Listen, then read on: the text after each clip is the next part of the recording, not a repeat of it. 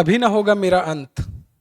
एक बड़े ही मशहूर कवि हैं सूर्यकांत त्रिपाठी निराला, जिनकी कविता का ये शीर्षक है जो हमने कहा आपसे अभी कि अभी ना होगा मेरा अंत। 4 पंक्ति की कविता है कुछ इस प्रकार कि अभी ना होगा मेरा अंत, अभी अभी तो आया है मेरे वन में मृदुल वसंत, अभी ना होगा मेरा अंत।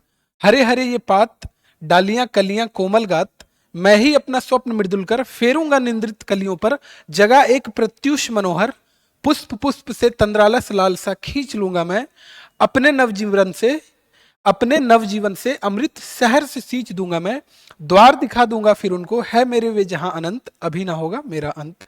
सूर्यकांत त्रिपाठी निराला द्वारा यह बहुत ही खूबसूरत कविता है। इसे आप अपने जीवन में भी उतार सकते हैं जब आपको लगे कि बहुत ज़्यादा मतलब लो फील कर रहे हो कि ये एग्ज़ाम भी 1 नंबर से रह गया, वो एग्ज़ाम में भी 3 नंबर से रह गया था। तो ऐसे सिचुएशन में इस तरह की कविताएं आपको बूस्ट करेगी। कभी कभार इस तरह की जो पंक्तियां होती है, इस तरह की कुछ कहानियां फेमस है, वो आप पढ़ लिया कीजिए जो इधर उधर गंगा घाट घूमने जाते हैं उस बीच में। ठीक है, ये नहीं कि पढ़ने के समय में इसे पढ़ना है। तो मेरा नाम है दिव्यांशु। डेस्टिनेशन आईएएस के यूट्यूब प्लेटफॉर्म पर मैं आप सभी का स्वागत करता हूं। प्रतियोगिता दर्पण पीछे लिखा हुआ दिख रहा होगा, इससे मोटा मोटी अंदाजा आप लोगों को लग चुका होगा कि किस चीज पे आज बात होने वाली है। तो किसी भी एग्जाम में करंट अफेयर के सेक्शन को बहुत ही महत्वपूर्ण समझा जाता है, क्योंकि स्टैटिक जो भी है, हिस्ट्री, ज्योग्राफी या साइंस, पॉलिटी, मोटा मोटी सभी लोग कर ही लेते हैं। मतलब मैं एक एवरेज स्टूडेंट की बात कर रहा हूँ, जिन्हें पढ़ाई लिखाई से कोई मतलब नहीं है, उनकी बात मैं नहीं कर रहा हूँ। जिनकी अच्छी तैयारी है, एवरेज तैयारी, उनकी बात कर रहा हूँ। फंसते हैं वो करंट अफेयर्स में। तो अपने अपने लेवल पे लोग तरह तरह की मैगजीन को फॉलो करते हैं। जो सबसे ज़्यादा स्टूडेंट्स के बीच डिमांड में रहता है वो यही मैगजीन है, प्रतियोगिता दर्पण, हिंदी मासिक पत्रिका है ये। और सबसे ज़्यादा डिमांड भी इसी की आ रही थी कि सर करंट अफेयर्स की क्लासेस वगैरह सब ठीक है, एक बार आप महीने के अंत में प्रतियोगिता दर्पण को जो है शॉर्ट में अगर आप डिस्कस करवा दें। तो इस चीज़ को डेस्टिनेशन आईएएस की पूरी टीम अपने संज्ञान में लेते हुए आपके प्रति पूरी तरह से प्रतिबद्ध है कि आज से और अभी से अगले जब तक आप तैयारी करना चाहें तब तक के लिए आपको प्रत्येक माह का प्रतियोगिता दर्पण यूट्यूब पे फ्री में डिस्कस करवा दिया जाएगा। ये अप्रैल महीने का लेकर मैं उपस्थित हूं, और आप सभी को जो लोग पढ़ते होंगे उन्हें ये पता होगा कि प्रतियोगिता दर्पण 1-2 मंथ आगे चलता है। जैसे हम भले यहाँ अप्रैल महीने का डिस्कस कर रहे हैं, लेकिन जो डेटा इसमें होगी वो मोटा मोटी फरवरी और मार्च की होने वाली है। ऐसा कहा जा रहा है कि बिहार में चुनाव है, चुनावी वर्ष है। कहा क्या जा रहा है ही, कहा यह जा रहा है कि क्यों ना चुनावी वर्ष को सिलेक्शन वर्ष में बदल दिया जाए। तो आपके साथ कदम से कदम मिलाकर आपको पूरी तरह से सपोर्ट देने की तैयार है पूरी डेस्टिनेशन आईएएस की टीम। तो आइए शुरू करते हैं, शुभारंभ करते हैं हरि का नाम लेकर प्रतियोगिता दर्पण के इस अप्रैल वाले अंक को। देखते हैं क्या कुछ प्रश्न दिए गए हैं, क्या कुछ जानकारी है जो आपके परीक्षा के दृष्टिकोण से महत्वपूर्ण हो सकता है। और हमारी पूरी टीम इसमें आपके साथ है। जैसे आर्थिक परिदृश्य जो होगा वो गांगुली सर करवाएंगे, साइंस टेक से रिलेटेड जो भी चीज़ें होगी वो आपको विद्यासागर सर करवाएंगे, राष्ट्रीय अंतर्राष्ट्रीय रिलेटेड जो भी चीज़ें होंगी वो मैं करवाऊंगा, और भी जो चीज़ें होगी जैसे लेख वगैरह की अगर आप डिमांड करेंगे तो उसके लिए कृष्णा सर आएंगे। मतलब इसमें जो भी आपकी काम की चीज़ें हैं वो सारी आपके साथ डिस्कस कर दी जाएगी। तो आइए शुरू करते हैं, शुभारंभ करते हैं, देखते हैं कहाँ से हम लोग शुरू कर सकते हैं, क्या क्या महत्वपूर्ण हो सकती है हमारे लिए। तो सबसे पहले हम देखेंगे कि संपादकीय पृष्ठ रहता है जो बहुत ज़्यादा काम की अपनी नहीं है ना। चलिए, तो काम की क्या है भाई, काम की यहाँ पे अपनी जो आने वाली है वो यहाँ पर राष्ट्रीय घटनाक्रम को हम देखते हैं। मैं थोड़ा सा बड़ा कर दे रहा हूँ ताकि आपको आसानी से दिख सके ये चीज़।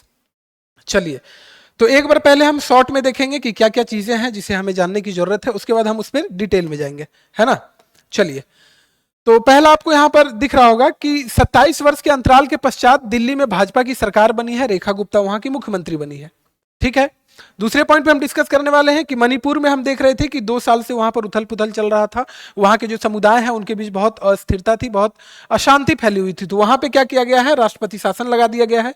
डीआरडीओ के द्वारा बहुत ही कम दूरी की हवाई रक्षा प्रणाली का परीक्षण कर दिया गया है। समुद्री गतिविधियां बहुत सारी होती रहती है, वहां पर हमें बहुत ही कम दूरी की जो सटीक मारक क्षमता वाली मिसाइलों की जरूरत होती है उसकी जो है यहाँ पर इजाद कर दी गई है, उसका टेस्टिंग सफलतापूर्वक पूरा कर लिया गया है। सेना की पूर्वी कमान जो कि कलकत्ता में हुआ करती थी उसका नाम बदल के जो है अब रख दिया गया है विजयी दुर्ग, जो कि फोर्ट विलियम हुआ करता था पहले नाम। उत्तराखंड के पश्चात जो है वो गुजरात समान नागरिक संहिता लागू करने की तैयारी में लग चुका है। उत्तराखंड जो है वो पहला राज्य है पूरे भारत में जो कि यूसीसी को लागू करता है, यूनिफॉर्म सिविल कोड। अगला हम देखने वाले हैं कि 4 नए आर्द्र भूमि क्षेत्र को जो है वो रामसर स्थलों की सूची में शामिल कर दिया गया है, और इसके शामिल करने के बाद जो भारत में रामसर स्थलों की सूची हो गई है वो 89 हो चुकी है, 89 हो चुकी है। ठीक है, आइए अब जानते हैं खबरें विस्तार से। ठीक है, चलिए। तो 27 वर्ष के अंतराल के पश्चात दिल्ली में भाजपा की सरकार बनी है, बहुत बड़ा समय होता है ये। ठीक है, भगवान राम ने भी जब वनवास लिया था तो वो 14 वर्ष का ही था। यहाँ पर आप देख सकते हैं लगभग दुगने वनवास के बाद भाजपा फिर से सरकार में आई है और रेखा गुप्ता वहां की मुख्यमंत्री बनी है, जो कि 90 के दशक में रेखा गुप्ता शायद एवीबीपी है, शायद एवीबीपी की रह चुकी हैं, वहां पर दिल्ली यूनिवर्सिटी में प्रेसिडेंट रह चुकी हैं एबीवीपी की, अखिल भारतीय विद्यार्थी परिषद। ठीक है, एबीवीपी। अब जो है ये आपको पता ये होना चाहिए कि दिल्ली में जो विधानसभा की सीटें हैं वो कितनी है। तो दिल्ली में जो विधानसभा की सीटें हैं वो टोटल 70 सीटें हैं। ठीक है, दिल्ली में जो विधानसभा की सीटें हैं वो टोटल 70 सीटें हैं, और 17 सीट पर जो चुनाव हुआ है वो एक ही चरण में संपन्न कर दिया गया है। इसके बाद हम देखते हैं, इसमें दी हुई है 70 सदस्यीय ये मतलब विधानसभा है, आप सभी को पता ही है, इस पे हमने डिस्कस ऑलरेडी कर रखा है। दिल्ली में जो है 1993 में पहली बार विधानसभा चुनाव हुआ था, जो कि यहां पर आपको दिख सकता है ये चीजें। 1993 में नई विधानसभा का जो है सो चुनाव हुआ था, गठन हुआ था। उसके पश्चात कुल 7 बार अब तक चुनाव हो चुके हैं, और 1993 में जब पहला चुनाव हुआ था उस समय जो जीत दर्ज किया था जिस पार्टी ने, वो भाजपा ही था। ठीक है, 5 वर्षों तक शासन किया, उसके बाद फिर से चीजें उलटफेर हुई। इससे पहले जो है लंबे समय से अरविंद केजरीवाल की पार्टी है आम आदमी पार्टी, है ना। आम आदमी पार्टी जो है लगातार सत्ता में है, और आम आदमी पार्टी की अगर आपको स्थापना जानना हो कब हुआ था, तो आम आदमी पार्टी की स्थापना जो है वो 2012 में की गई थी। ठीक है, चलिए बढ़ते हैं आगे। बहुत ज्यादा डिटेल में इसलिए नहीं बताया जा सकता है क्योंकि कम समय में आपको ज्यादा चीजें जानकारी हमें प्रदान करनी है। ये बहुत ज्यादा डिटेल आपके काम की नहीं है, जो काम की चीजें हैं उस पर हम लोग डिस्कस करने वाले हैं। 70 सीटों में अब आपके मन में ये जागरूकता आपको जरूर, क्योंकि पॉलिटिक्स से रिलेटेड सभी को जानना होता है, तो सीटें जान लीजिए। बीजेपी को 48 सीटें आई हैं, जो कि 2020 के चुनाव में 8 सीटें आई थी, 40 सीटों का इजाफा किया बीजेपी ने।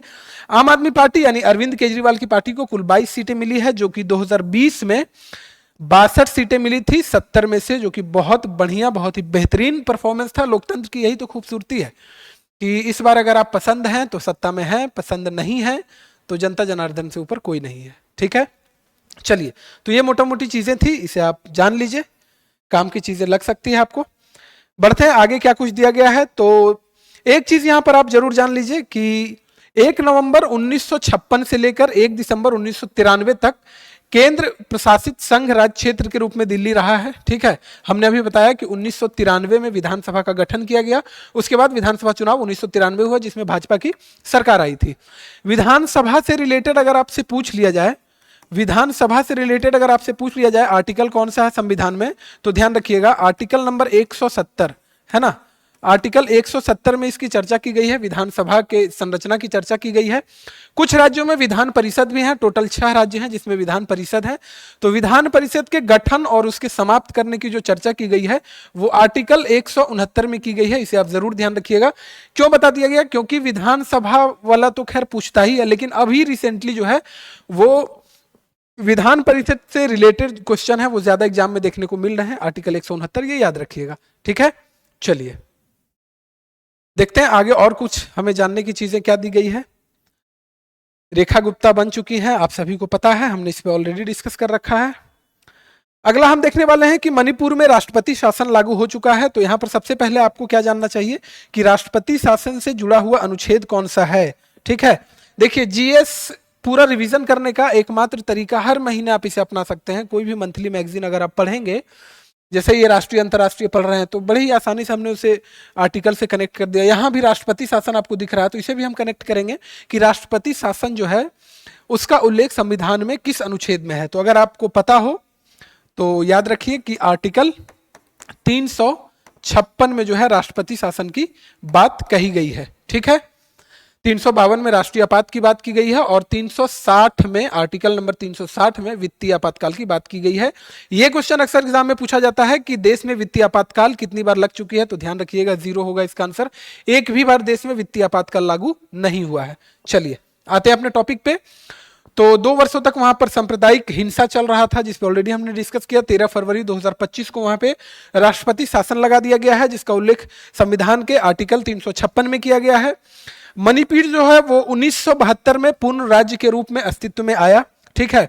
और अभी अगर आप देखें 1972 से लेकर अभी बहुत ही कम समय हुआ है। यहां पर जो है यह 11वां अवसर है जब राष्ट्रपति शासन वहां पर लागू किया गया है, यानी कि पहले भी यहां पर जो स्थायी सरकार है वो बहुत कम ही देखने को मिली है। वहां पर जो हिंसा देखने को मिली थी वो कुकी तथा मैतेई समुदाय, इन लोगों के बीच हुआ था। वो कहानी बहुत लंबी है, आपको पता है तो ठीक है, नहीं भी पता है तो ज्यादा तनाव लेने की जरूरत नहीं है। यहां पर आप ये ध्यान रखिएगा, आपसे एग्जाम में ये पूछा जा सकता है कि कुकी या फिर मैतेई ये जनजाति मुख्य रूप से, विशेष रूप से कहां पाई जाती है, तो ध्यान रखिएगा इसका जो जवाब होगा वो मणिपुर होगा, ठीक है। चलिए और देखते हैं क्या कुछ काम की अपनी चीजें दी गई है यहाँ पे। तो उसके बीच हिंसा हुआ था, ये ऑलरेडी हमने देख लिया है, जो कि न्यायालय राज्य सरकार को 10 वर्ष पुरानी उस सिफारिश, मतलब कुछ जो समुदाय थे वहां पर कह रहे थे कि हमें जनजातीय समूह में मिला लिया जाए, इन्हीं सारी चीजों पे जो है विवाद चल रहा था, ठीक है। और अंततः जो है 13 फरवरी 2025 को वहां पर राष्ट्रपति शासन लागू कर दिया गया, ठीक है। और राज्य में मौजूदा 12वीं विधानसभा का कार्यकाल मार्च 2027 तक है, यह भी ध्यान रखिएगा। उस बीच में जो है वहां पर राष्ट्रपति शासन लगा दिया गया है, ठीक है। चलिए आगे देखते हैं क्या दिया गया है अपने लिए। तो आगे दिया गया है कि डीआरडीओ द्वारा बहुत ही कम दूरी की हवाई रक्षा प्रणाली का सफल परीक्षण कर लिया गया है, very short range air defence system. ये आपको दिख सकता है शॉर्ट में कहीं लिखा हुआ, फुल फॉर्म भी अभी पूछा जा सकता है आपसे, क्योंकि इस तरह का ट्रेंड अभी ठीक ठाक देखने को मिल रहा है, ठीक है। तो ध्यान रखिएगा, very short range air defence system की जो है एक रक्षा प्रणाली का सफल परीक्षण कर लिया गया है। यहां पर आपको यह जानना चाहिए कि डीआरडीओ की अगर पूछ ली जाए कि स्थापना कब की गई थी, तो आपको यह चीज ध्यान रखना चाहिए कि डीआरडीओ की स्थापना जो है वो वर्ष 1958 में की गई थी, ठीक है, ध्यान रखिएगा। और अध्यक्ष की अगर बात कर ली जाए तो समीर वी कामत अभी वर्तमान में अध्यक्ष हैं, ठीक है, समीर वी कामत डीआरडीओ के अध्यक्ष की हम बात कर रहे हैं यहां पे। चलिए अब ये तो कर तो दिया गया है, इससे क्या फायदा होने वाला है, तो दुश्मन के विमान, हेलीकॉप्टर या ड्रोन्स वगैरह जो कि कम ऊंचाई पर उड़ रहे होंगे उसे आसानी से हम टारगेट कर सकते हैं, है ना, और नष्ट किया जा सकता है। और ये थल सेना के साथ साथ वायुसेना, नौसेना, इन सारी लोगों की आवश्यकताओं की ये पूर्ति करने वाला है। यानी कि आप देखिए विशेष रूप से ये महत्वपूर्ण इसलिए हो जाता है कि केवल एक सेना के लिए ये नहीं बनाया गया है, ये नहीं परीक्षण इसका किया गया है। थल सेना, वायुसेना और जो नौसेना है उन तीनों को इसका फायदा होने वाला है, ठीक है। चलिए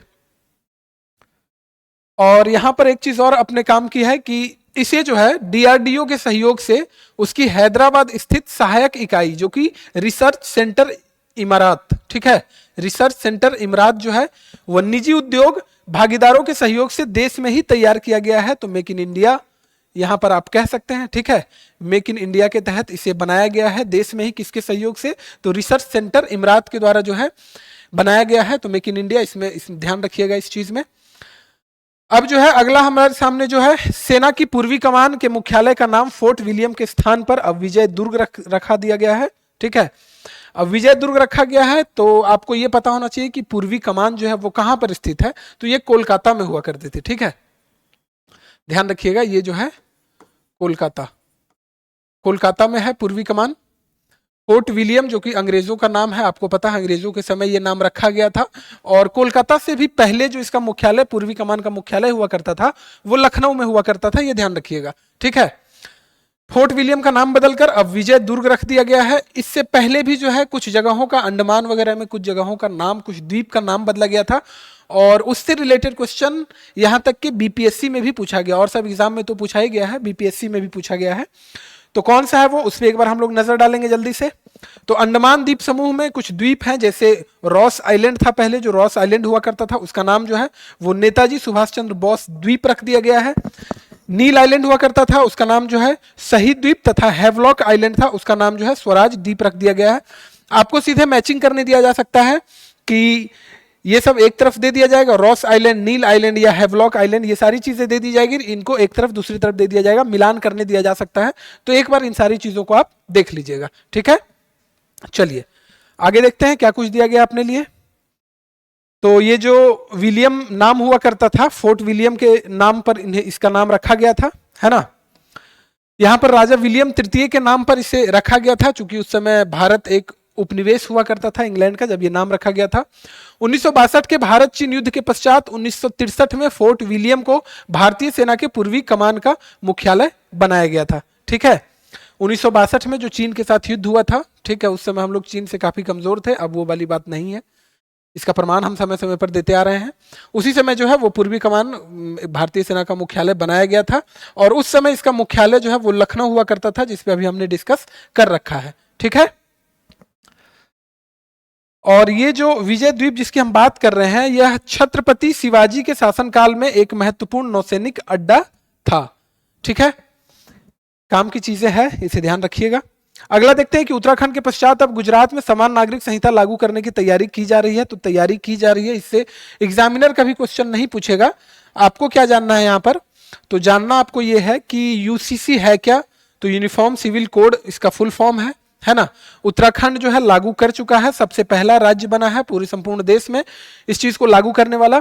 यूसीसी की चर्चा अगर आपसे पूछ ली जाए संविधान में कहां किया गया है, तो ध्यान रखिएगा संविधान के भाग 4 में डीपीएसपी का उल्लेख है, ठीक है। डीपीएसपी के तहत जो है आर्टिकल 36 से लेकर 51 तक का उल्लेख है।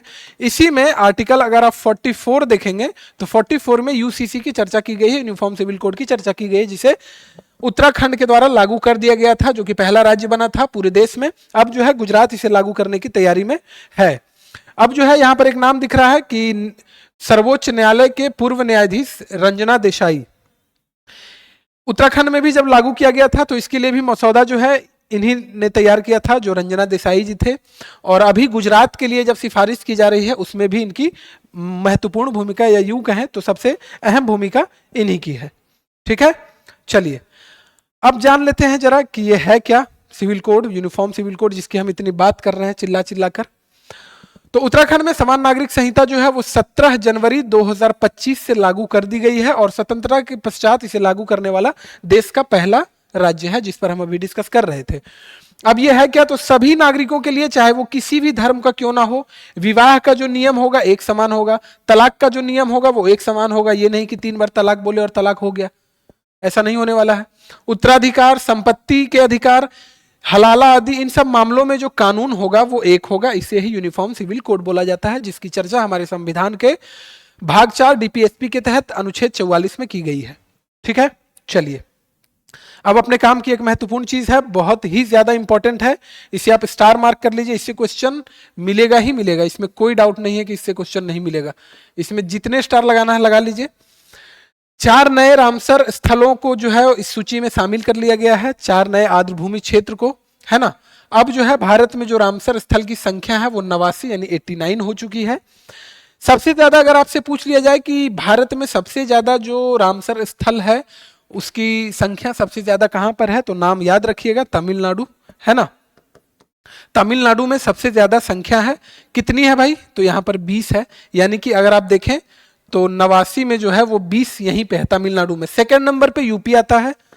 ये सब काम की चीजें हैं, जिन्हें नहीं पता नोट करते चलिएगा। यूपी में 10 है, उसकी लिस्ट मैं आपको अभी दिखाने वाला हूं, पीडी में दिया गया है, आपके फेवरेट पत्रिका पीडी में इन चीजों की चर्चा की गई है। हम लोग जो है प्रत्येक वर्ष 2 फरवरी को अंतर्राष्ट्रीय वेटलैंड्स डे मनाते हैं। 2 फरवरी को क्यों मनाते हैं, तो 2 फरवरी 1971 में ईरान में एक सम्मेलन हुआ था, आप सभी को पता है ना। चलिए आगे बढ़ते हैं, और क्या कुछ काम की चीजें यहां पर है अपने लिए। तो सबसे पहले यहां पर देखिए कि जो 4 शामिल किए गए हैं, 4 जो शामिल कर लिए गए हैं, उसमें से पहला नाम क्या है, तो सक्कारा कोट्टई पक्षी अभ्यारण्य, जो कि तमिलनाडु में है। दूसरा है थेरथंगल पक्षी अभ्यारण्य, जो कि ये भी तमिलनाडु में है। तीसरा है खेचे ओपलरी वेटलैंड, जो कि सिक्किम में है। तथा चौथा उधवा झील, झारखंड। झारखंड में ये शामिल जो किया गया है, ये अभी तक का झारखंड का पहला रामसर स्थल है, ध्यान रखिएगा। इससे पहले झारखंड में एक भी रामसर स्थल नहीं था, ठीक है।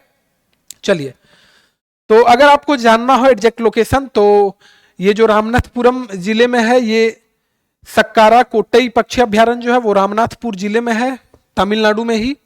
और यह जो है मध्य एशियाई फ्लाईवे का हिस्सा है, जलीय पक्षियों के लिए प्रजनन और भोजन का जो है एक महत्वपूर्ण केंद्र है ये, ठीक है। बाकी जो सारी चीजें हैं यहाँ पर हम देख ही चुके हैं। उधवा झील झारखंड के साहिबगंज में है, ये इंपॉर्टेंट है, ये आप जान लीजिएगा। अगला देखते हैं और कुछ क्या काम की चीजें दी गई है। यहाँ पर नवासी हो गई है, बहुत अच्छी बात है, हमें पता है, ये चीज ऑलरेडी हम जान चुके हैं। सबसे ज्यादा अगर आपको जानना हो कि रामसर स्थलों की सूची में सबसे एक नंबर पे जो है सबसे सीट्स पर कौन है, तो वो यूनाइटेड किंगडम है जहां पर 176 है। दूसरे नंबर पर मैक्सिको है जहां पर 144 है। तीसरे नंबर पर अपना जो है थर्ड स्थान पे अपना भारत आ चुका है, 89 हो चुका है, ठीक है, तीसरे स्थान पर। अब ये बात भी आपको जानना चाहिए कि 2014 तक जो संख्या थी रामसर स्थलों की वो केवल 26 हुआ करती थी, और 10-11 वर्षों में इस 26 को हम बड़े ही बेहतरीन प्रगति करते हुए 89 पे ले जा चुके हैं, जो कि बहुत अच्छी बात है, ठीक है। हमने बताया था कि तमिलनाडु में 20 है, वो 10 उत्तर प्रदेश में है, इस पे भी हमने चर्चा कर रखा है।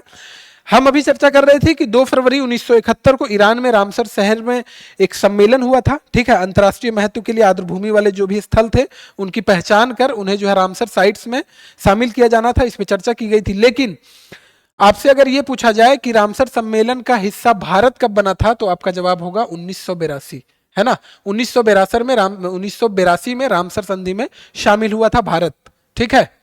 चलिए, तथा 2025 तक भारत में 89 आर्द्रभूमि क्षेत्रों की पहचान की जा चुकी है।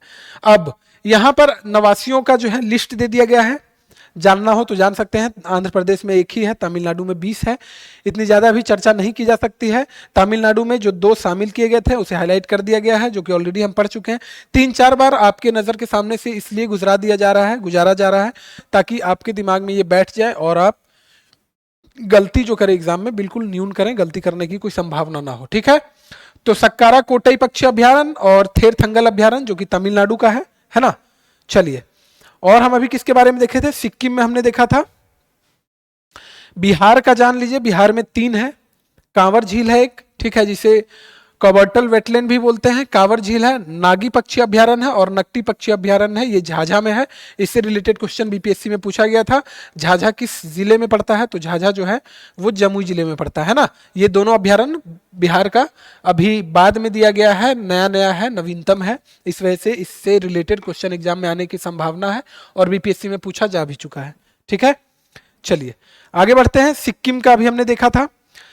सिक्किम में खेचे ओपलरी वेटलैंड, इसे जो है शामिल किया गया है अभी, जिसकी हम बात कर रहे हैं, 4 जो दिया गया है। और झारखंड में यहाँ देखिए एकमात्र दिया गया है जो कि उधवा झील है, अभी तक एक ही है जिसे 2025 में शामिल किया गया। और ये जो डेटा है ये फरवरी 2025 तक की, हमने आपको शुरू में ही बताया था कि प्रतियोगिता दर्पण 1-2 महीने आगे चलता है, जो डेटा मिलने वाला आपको फरवरी मार्च का मिलने वाला है, ठीक है। चलिए बढ़ते हैं आगे। ये उत्तर प्रदेश बजट दिया गया है, बहुत ज़्यादा इसमें जो उत्तर प्रदेश से रिलेटेड होंगे किसी भी सेंट्रल एग्जाम में इससे क्वेश्चन नहीं पूछा जाएगा। यूपी पीसीएस से रिलेटेड जो भी होंगे उनसे इससे रिलेटेड प्रश्न पूछा जाएगा, ठीक है। चलिए उत्तराखंड का भी बजट दिया गया है, उत्तराखंड से रिलेटेड जो भी होंगे इसे देख सकते हैं। राजस्थान का बजट दिया गया है, ठीक है। चलिए आगे देखते हैं अपने काम की चीजें। अंतर्राष्ट्रीय घटनाक्रम है, इस पे हम लोग डिस्कस करने वाले हैं। सबसे पहले जान लेते हैं एक मोटा मोटी कि क्या होने वाला है, क्या क्या हुआ है, जो कि आपको आसानी से समझ में आए बाद में। पहला जो हम डिस्कस करने वाले हैं, प्रधानमंत्री श्री नरेंद्र मोदी की फ्रांस यात्रा हुई है। फ्रांस यात्रा हुई होगी तो आपको पता है द्विपक्षीय समझौता हुआ होगा बहुत सारी चीज़ों पे। राफेल आपको पता हमने फ्रांस से ही लिया है, उसकी अगली टुकड़ी भी आने वाली है और नौसेना को भी कुछ इस तरह के उन्नत किस्म के हथियार मिलने वाले हैं, उस पर हम डिस्कस करेंगे। फ्रांस और भारत की सह अध्यक्षता में एआई एक्शन समिट का 3रा संस्करण पेरिस में आयोजित किया गया है। अपने आप में यही एक क्वेश्चन है। फ्रांस यात्रा के पश्चात प्रधानमंत्री श्री नरेंद्र मोदी की अमेरिका यात्रा हुई। उसके बाद जो ट्रांसपेरेंसी इंटरनेशनल एक जारी करती है भ्रष्टाचार बोध सूचकांक, उसमें भारत कुल 180 देशों में से 96वां स्थान पे रहा है। कुल स्कोर की भी हम बात करने वाले हैं अभी।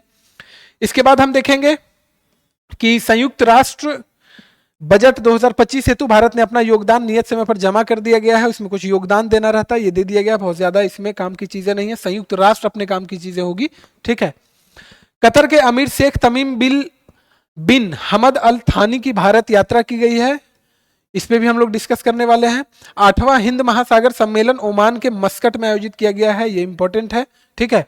चलिए तो अपनी चर्चा को शुरू करते हैं। प्रधानमंत्री श्री नरेंद्र मोदी की फ्रांस यात्रा की गई, तो फ्रांस के राष्ट्रपति का नाम आपको एकदम पता ही होना चाहिए, ठीक है, इमैनुअल मैक्रो यहाँ के राष्ट्रपति हैं। और आपको पता होगा कि ये जो है अपना जो गणतंत्र दिवस हुआ था उसमें ये मुख्य अतिथि के रूप में भी भारत आए थे। चलिए जानते हैं आगे और अपने काम की चीजें क्या है। तो प्रधानमंत्री मोदी की यह जो है फ्रांस की छठी यात्रा थी, ध्यान रखिएगा, ये पहले भी जा चुके हैं, कोई पहली यात्रा नहीं। और राष्ट्रपति इमैनुअल मैक्रो जनवरी 2024 में 75वां जो हमने गणतंत्र दिवस मनाया था उसमें भी जो इमैनुअल मैक्रो है फ्रांस के राष्ट्रपति हैं, ये यहाँ पर भारत आए थे मुख्य अतिथि के रूप में। और प्रधानमंत्री श्री मोदी भी जुलाई 2023 में फ्रांस के बेस्टिल दिवस में जो है ये मुख्य अतिथि के रूप में शामिल हुए थे, ठीक है। चलिए आगे और क्या चीजें दी गई है। तो द्विपक्षीय वार्ता तो किया ही गया, इसके अतिरिक्त क्या किया गया है, तो इसके अतिरिक्त हम देख रहे हैं कि कृत्रिम बुद्धिमत्ता कार्य शिखर सम्मेलन यानी कि एआई एक्शन समिट को जो है इसके तीसरे संस्करण की मेजबानी राष्ट्रपति मैक्रो के साथ सह अध्यक्षता करने का उनका कार्यक्रम था। यानी कि राष्ट्रपति मैक्रो के साथ पीएम मोदी ने भी जो एआई से रिलेटेड समिट हुआ था तीसरा संस्करण, इसकी जो है सह अध्यक्षता पीएम मोदी के द्वारा वहां की गई, ठीक है। चलिए और देखते हैं क्या काम की चीजें अपने लिए हो सकती है। यहां पर दिया गया है कि बंदरगाहों के शहर मर्सिले, ये क्वेश्चन पूछा गया है वनडे एग्जाम में कि फ्रांस में बंदरगाहों का शहर किसे बोला जाता है, तो मर्सिले को बोला जाता है। यहां पर हमने इसको इसलिए हाईलाइट किया है क्योंकि वीर सावरकर से रिलेटेड यहां पर बड़ी इंटरेस्टिंग एक कहानी है, बताएंगे हम उस कहानी पे भी अभी आएंगे। तो मर्सिले के लिए उड़ान भरी पीएम मोदी ने, और जहां फ्रांस में भारत के पहले वाणिज्य दूतावास का उद्घाटन दोनों नेताओं ने मिलकर किया। मर्सिले में स्वतंत्रता सेनानी वीर सावरकर को श्रद्धा सुमन श्री मोदी ने अर्पित किया। और वीर सावरकर की बात हम यहां पर कर रहे हैं, तो बहादुरी और हिम्मत दिखाते हुए ब्रिटिश बलों को चकमा देकर मर्सिले से सफलतापूर्वक, जो वीर सावरकर थे हमारी आन बान शान, हमारे राष्ट्रीय नेता, एक तरह से योद्धा कह सकते हैं, तो वहां से चकमा देकर निकलने में सफल हुए थे, इसलिए जो है यहां पर इसकी हम बात कर रहे हैं। तो मर्सिले जो है ये याद रखिएगा, क्यों इंपॉर्टेंट है उस पर हमने चर्चा कर लिया है। चलिए आगे देखते हैं क्या है अपनी काम की चीजें। हम जानते हैं कि जो राफेल है हमने फ्रांस से खरीदा है, इस पे भी बात की गई। युद्धक विमान राफेल के नए बेड़े की खरीद तथा स्कॉर्पियन श्रेणी की 6 पनडुब्बियों को भारत में ही निर्माण के प्रोजेक्ट की समीक्षा भी वार्ता शामिल थी। तो इन सारी चीजों पे फ्रांस के जो राष्ट्राध्यक्ष थे उनसे पीएम मोदी ने बातचीत की कि जो अगला जो बेड़ा आने वाला है राफेल का, जिससे हम चाइना और पाकिस्तान को आंख दिखा सके, एक तरह से एशिया पर राज कर सके कह सकते हैं। हालांकि लड़ाकू टाइप का नेचर भारत का कभी नहीं रहा है, लेकिन अब अगर कोई अगला युद्ध कर दे तो हमारा धर्म होता है उसका जवाब पत्थर से देना, ईंट का जवाब पत्थर से देना, ठीक है। चलिए अब जो है जानते हैं कि भारत और फ्रांस के बीच जो है सो 1966 में पहले सांस्कृतिक समझौते की 60वीं वर्षगांठ के उपलक्ष्य में वर्ष 2026 को नवाचार वर्ष यानी कि ईयर ऑफ इनोवेशन के रूप में स्वीकार करते हुए अनेक सांस्कृतिक आदान प्रदान के लिए सहमति दोनों पक्षों में हो रही है, ठीक है। भारत और फ्रांस के बीच 1966 में पहले सांस्कृतिक समझौता हुआ था, जिसके 60 वर्ष पूरा होने के उपलक्ष्य में 2026 में हम लोग ईयर ऑफ इनोवेशन के रूप में घोषित कर चुके हैं और इस पर जो है सहमति बन चुकी है, ठीक है। चलिए आगे बढ़ते हैं अपनी काम की चीजें क्या। उम्मीद है सारी चीजें आप लोगों को क्लियर हो रही होगी, और अगर क्लियर है तो आप चैनल को लाइक, शेयर, वीडियो को लाइक, चैनल को सब्सक्राइब कर सकते हैं ताकि इस तरह की जो भी महत्वपूर्ण वीडियो आप तक आसानी से पहुंच सके। अगला हम डिस्कस करने वाले हैं कि सह अध्यक्षता में पीएम मोदी और फ्रांस के जो राष्ट्रपति हैं उनकी सह अध्यक्षता में एआई एक्शन समिट का तीसरा संस्करण पेरिस में संपन्न हुआ।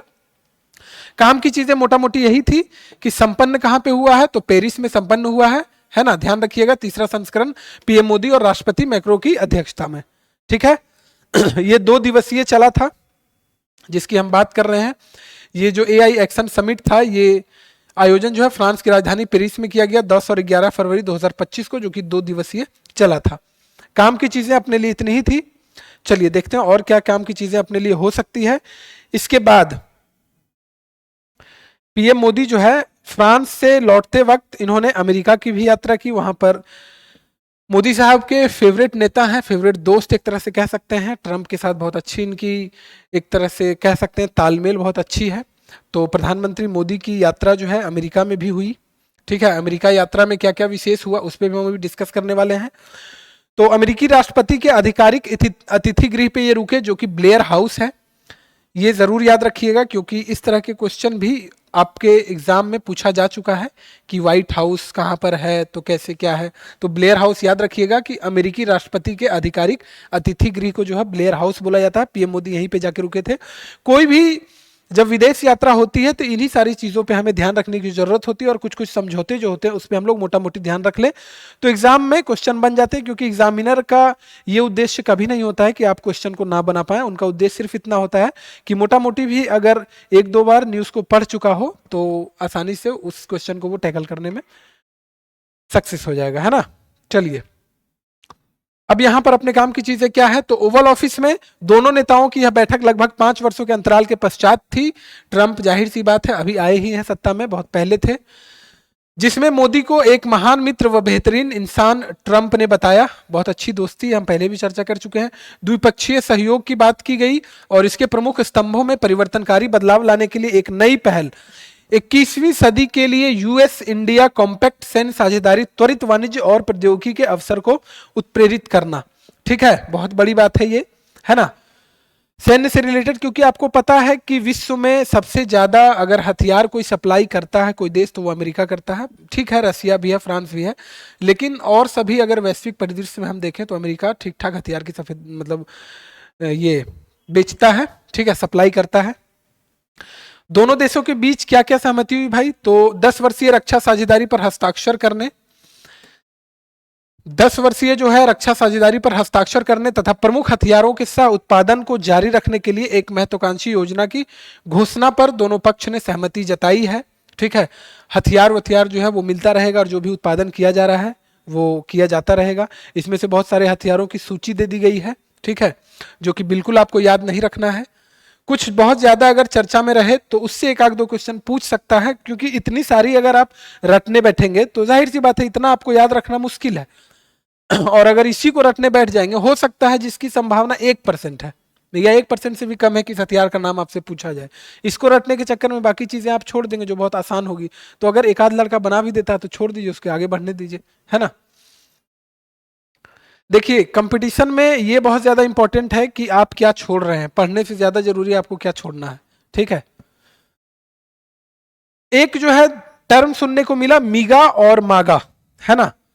ये मीगा क्या है और मागा क्या हो सकता है, एग्जाम में आपसे पूछ दे तो मीगा का मतलब है मेक इंडिया ग्रेट अगेन और मागा का मतलब है मेक अमेरिका ग्रेट अगेन। ठीक है, इस नारे से जोड़ा गया है और उन्होंने कहा मीगा और मागा का संयुक्त विजन समृद्धि के लिए विशाल साझेदारी बनाएगा। पीएम मोदी और ट्रंप के द्वारा ये मीगा और मागा का कॉन्सेप्ट लाया गया है, आपको पता है।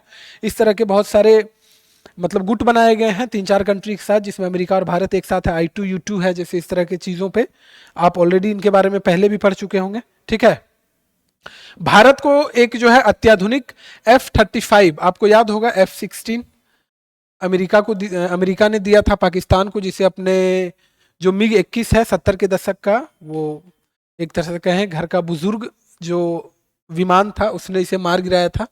ठीक है, तो हथियार इंपॉर्टेंट नहीं रखता है, ट्रिगर पर उंगली आपकी कितनी रफ्तार से चल रही है वो डिपेंड करता है। ट्रिगर चलाने वाले का जो सीना है वो 56 इंच का है या नहीं ये डिपेंड करता है।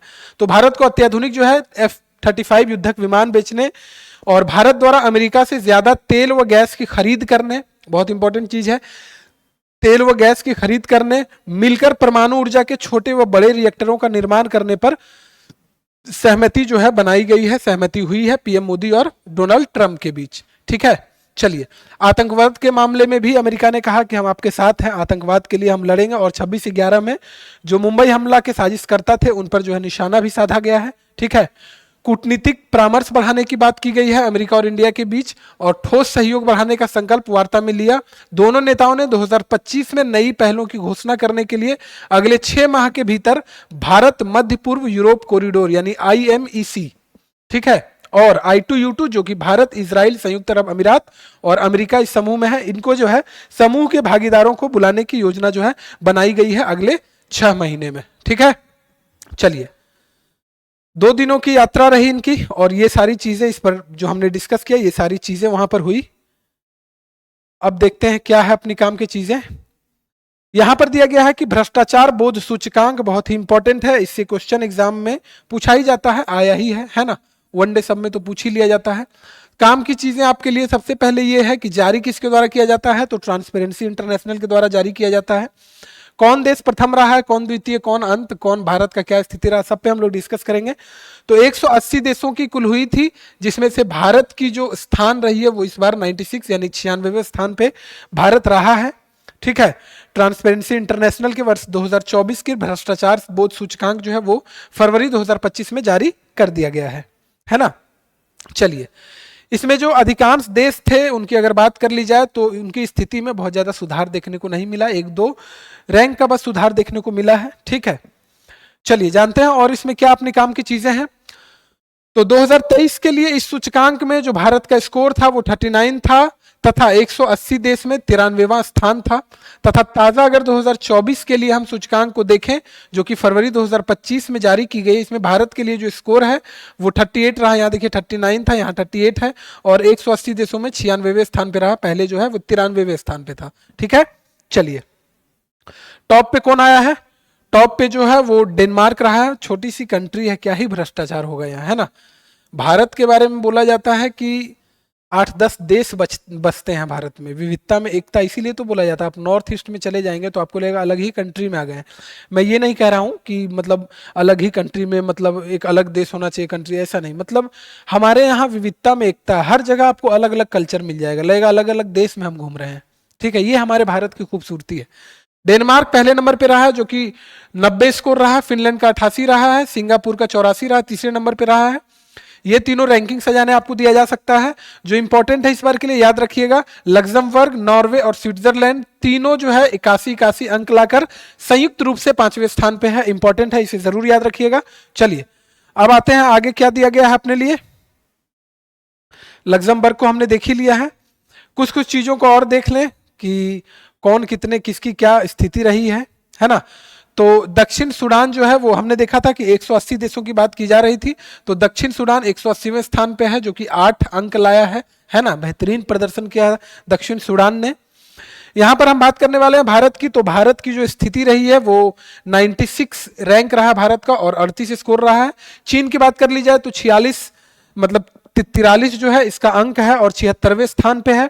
भूटान की बात कर ली जाए तो 18वें स्थान पे है और अंक जो है इसका 72 है। छोटा सा देश है, बहुत ज्यादा इसमें कुछ ये नहीं है।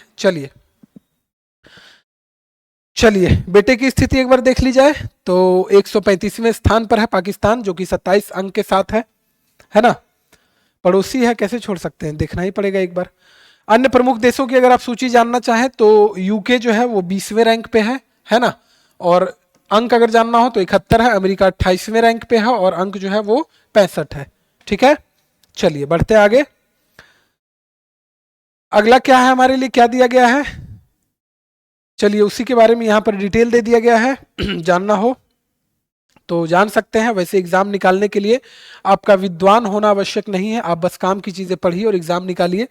जब हम लोग एकेडमिक्स में होते हैं यानी 9, 10, 4, 5, 11, 12 इन सब क्लासों में होते हैं, हम बड़ा सेलेक्टिव पढ़ते हैं, उस समय प्रोफेशनल होते हैं कि बस एग्जाम पास कर जाए। अभी वही चीज करना है, एग्जाम पास करने के लिए पढ़ना। हम दुनिया भर की ज्ञान लेने में बिजी हो जाते हैं, लगता है जैसे मोक्ष की प्राप्ति कर लेंगे हम। मोक्ष की प्राप्ति करने से एग्जाम नहीं निकलने वाला है। ठीक है, सिलेक्टिव पढ़िए। चलिए, संयुक्त राष्ट्र के बजट 2025 हेतु भारत ने अपना योगदान जो है वो नियत समय पर प्रस्तुत कर दिया है, जिसके कारण संयुक्त राष्ट्र में जो है वो भारत की बहुत तारीफ की गई, भारत के प्रति जो है ये व्यक्त की गई कि बहुत अच्छी स्थिति में है भारत, है ना। चलिए और देखते हैं इसमें और अपने काम की चीजें क्या है।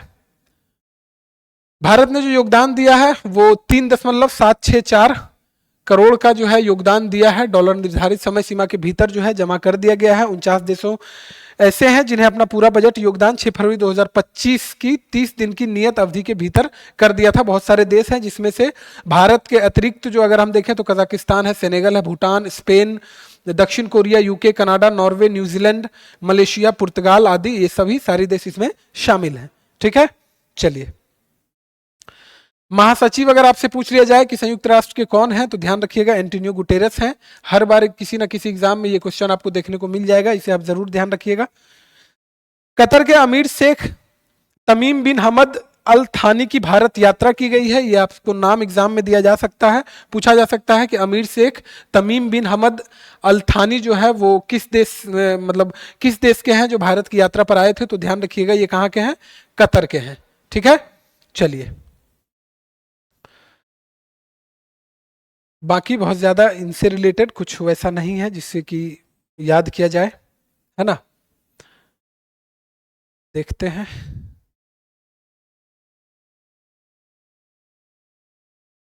इससे पूर्व भी ये आ चुके हैं भारत, है ना, जिनकी हम बात कर रहे हैं शेख की, शेख साहब पहले भी आ चुके हैं भारत। 2015 में ये भारत के दौरे पे आ चुके हैं और आए थे भारत की ओर से प्रधानमंत्री मोदी भी जो है वो फरवरी 2024 में और 2016 में कतर की यात्रा इन्होंने की थी, पीएम मोदी की। ठीक है, चलिए आगे क्या है। तो इसमें आपसी संबंधों को रणनीतिक संबंध यानी स्ट्रेटेजिक रिलेशनशिप का दर्जा दिया गया, द्विपक्षीय रणनीतिक साझेदारी स्थापना समझौते, इन सारी चीजों पे जो है समझौता किया गया इनके बीच। इससे जो है 6 सदस्यीय खाड़ी जो सहयोग परिषद है, गल्फ कोऑपरेशन काउंसिल जीसीसी जिसे बोलते हैं, इसमें बहरीन को छोड़ दें अगर हम, है ना, बहरीन को अगर हम छोड़ दें, बहरीन को अगर हम छोड़ दें तो कतर, सऊदी अरब, है ना, संयुक्त अरब अमीरात, ओमान व कुवैत के साथ रणनीतिक संबंध भारत के हो गए हैं। इन सभी खाड़ी देशों के साथ जो है भारत का रणनीतिक संबंध बहुत अच्छा हो चुका है। यानी कि 6 सदस्यीय खाड़ी सहयोग परिषद है उसमें केवल बहरीन को छोड़कर बाकी 5 के साथ हमारा जो सहयोग है रणनीतिक वो बहुत ही बेहतरीन है। ठीक है, चलिए अब जो कतर के आए हुए थे इनसे एक महत्वपूर्ण बात यह हुई कि दोनों देशों के बीच दोहरे कराधान से बचाव के लिए जो संशोधित समझौते हैं, रिवाइज डबल टैक्सेशन है, इसे भी जो है अवॉइड किया गया है। ठीक है, इस पे भी समझौता किया गया है और व्यापक आर्थिक भागीदारी की भी समझौता की गई है। देखिए जो भी चीजें हम पढ़ रहे हैं एक बार में हो सकता है आपको समझ में ना आए, इससे रिलेटेड हम एमसीक्यू भी पढ़ेंगे, उससे आपको सारी चीजें क्लियर हो जाएगी। इस वीडियो को 1 से 2 बार अगर आप देख लेंगे उसके बाद एमसीक्यू लगाएंगे तो बहुत अच्छे से आपको सारी चीजें क्लियर हो जाएगी। तो देख के बिल्कुल भी पैनिक नहीं होना है कि समझ आ रहा है या नहीं आ रहा है, एक बार में याद नहीं हो रहा है, किसी को भी एक बार में याद नहीं होता है। ठीक है, चलिए कतर के साथ अगर हम देखें तो भारत के मजबूत रिश्ते की शुरुआत जो है 1973 में हुई थी। अब 1973 से ये ईयर इंपॉर्टेंट है, आपको याद आना चाहिए, बीपीएससी में क्वेश्चन पूछा जा चुका था 1973 से संबंधित कि जो टाइगर से रिलेटेड कुछ हुआ था क्या 1973 में, याद कीजिए। तो 1973 में बाघ से रिलेटेड कुछ हुआ था क्या, याद अगर आता है तो कमेंट बॉक्स में बताइए, आपको हिंट कर दिया गया, बाघ से रिलेटेड कुछ किया था, प्रोजेक्ट टाइगर, प्रोजेक्ट टाइगर 1973 में लाया गया था, है ना।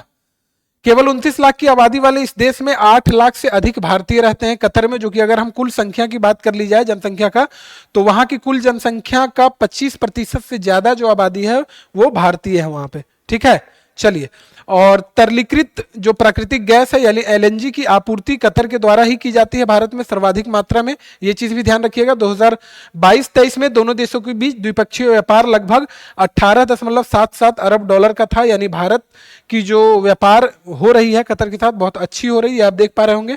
और 1.96 अरब डॉलर का निर्यात किया था भारत ने, जबकि भारत का आयात जो है वो 16.8 अरब डॉलर का था। ठीक है, इसे हमें कम करना है, इसलिए हम इस तरह की साझेदारी करते रहते हैं ताकि हम उन्हें इनवाइट कर सके कि हमारे यहां से ये सब सारी चीजें आप खरीद कर ले जाइए। ठीक है, चलिए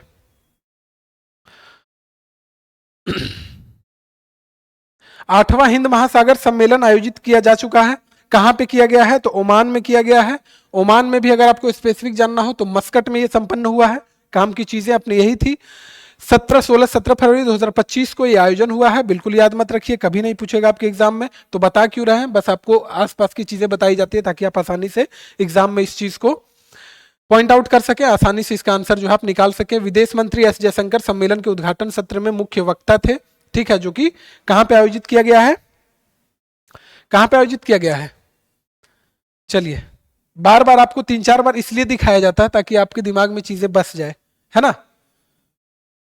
थीम की अगर आपको बात कर ली जाए तो इसका जो थीम रहा है समुद्री साझेदारी के लिए शिक्षित जो है क्षितिज की यात्राएं, यानी यहाँ पर आप इसका अगर थीम आपसे पूछ लिया जाए तो समुद्री साझेदारी के लिए क्षितिज की यात्राएं इस बार का थीम हो चुका है। जो 8वां हिंद महासागर सम्मेलन हुआ है, सम्मेलन को संबोधित किसने किया ये हमने देख लिया। महासागर को वैश्विक जीवन रेखा बताते हुए जो हमारे विदेश मंत्री हैं एस जयशंकर ने कहा कि इस क्षेत्र के विकास व सुरक्षा आकांक्षाओं को पूरा करने के लिए समन्वित प्रयास करने होंगे, है ना। चलिए, और मस्कट में ये जो सम्मेलन हुआ, इसमें सम्मेलन से इतर जो है Bangladesh, Brunei, Bhutan, Iran, Nepal, Sri Lanka, Maldives, Mauritius व ओमान के विदेश मंत्रियों के साथ द्विपक्षीय बैठक में भी विदेश मंत्री एस जयशंकर शामिल थे। द्विपक्षीय बैठक में मोटा मोटी यही समझौता होता है द्विपक्षीय में कि कुछ सामान जो हमारे यहाँ नहीं है, आप दूसरे जगह से अगर हम अगर खरीदना चाहेंगे तो हम दूसरे जगह से ले रहे हैं तो हम कोशिश करेंगे आपके यहाँ से लें, और आप जो है कहीं से और अगर व्यापार कर रहे हैं तो उसे जो है हमारे साथ व्यापार कीजिए। इस तरह से दोनों देशों के बीच समझौता, सहयोग या एक तरह से कहें द्विपक्षीय वार्ता होता है ना। अगर आपको जानना हो कि पहला हिंद महासागर सम्मेलन कब हुआ था तो वर्ष 2016 में सिंगापुर में आयोजित किया गया था। ठीक है, चलिए, और अभी जो है वो ओमान मस्कट में आयोजित किया गया 8वां हिंद महासागर सम्मेलन। वार्ताओं का कुछ फोटो दिया गया है, ये आप देख सकते हैं अगर देखना चाहें तो। इसके अलावा जो है राष्ट्रीय अंतर्राष्ट्रीय को हम कर चुके हैं। इसके अलावा जो MCQ है उस पर भी हम चर्चा करेंगे। इसके बाद जो सर आएंगे वो आपके साथ और अलग अलग सेक्शन के जो रिलेटेड होंगे जानकारी आपके साथ साझा करेंगे। ठीक है, धन्यवाद।